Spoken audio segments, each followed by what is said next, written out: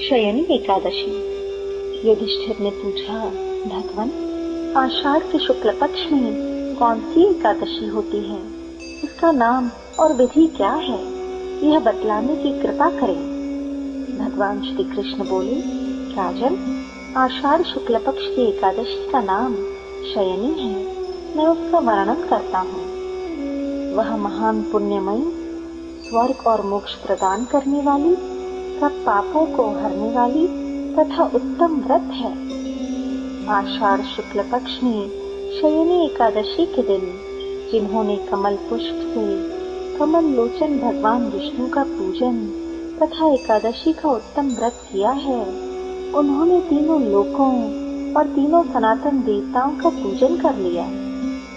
हरिशयनी एकादशी के दिन मेरा एक स्वरूप राजा बलि के यहाँ रहता है और दूसरा क्षीर सागर में शेषनाग की शैया पर तब तक शयन करता है जब तक आगामी कार्तिक की एकादशी नहीं आ जाती।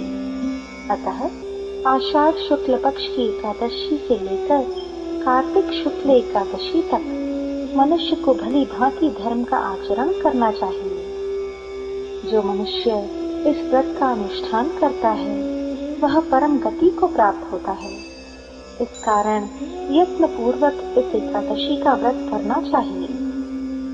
एकादशी की रात में जागरण करके शंख, चक्र और गदा धारण करने वाले भगवान विष्णु की भक्ति पूर्वक पूजा करनी चाहिए।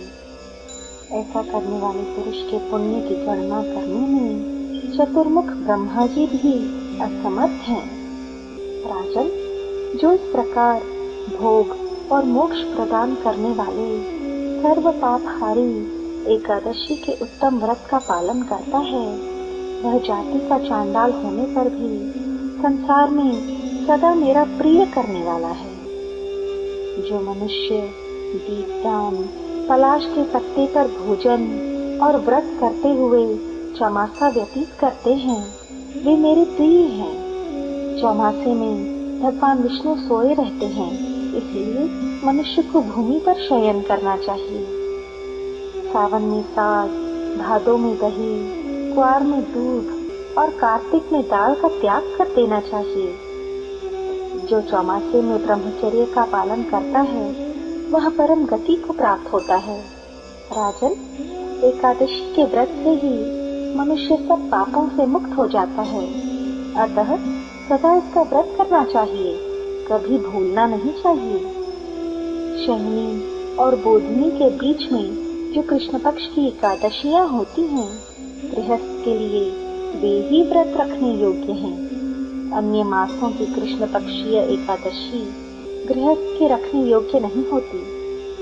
शुक्ल पक्ष की सभी एकादशियां करनी चाहिए। हरि ओम।